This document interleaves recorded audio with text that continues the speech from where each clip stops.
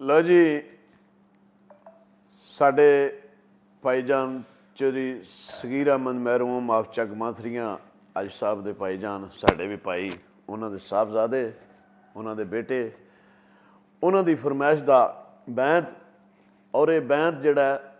मलक सगीर अवान साहेब of प्राण तहसील सराय आलमगीर, वो साडे भरा नूं भी बड़ा पसंद है। तो हाजी मोहम्मद बशीर साहब रावी लिखते हैं जी जोड़ के हथों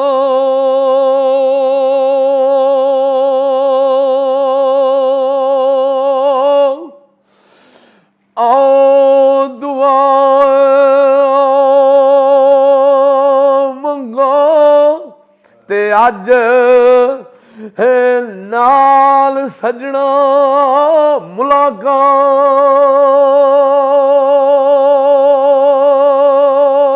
होवे ते इक मैं ओवा दूजा यार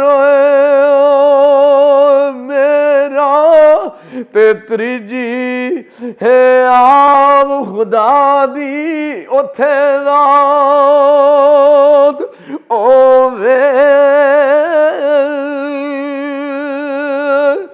ते त्रे रड़ बविए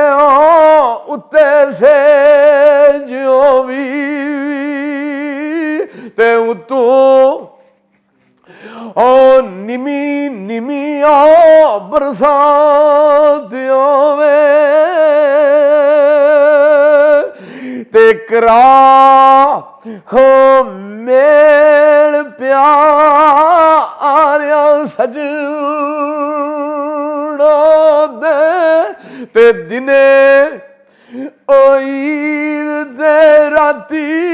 शबरा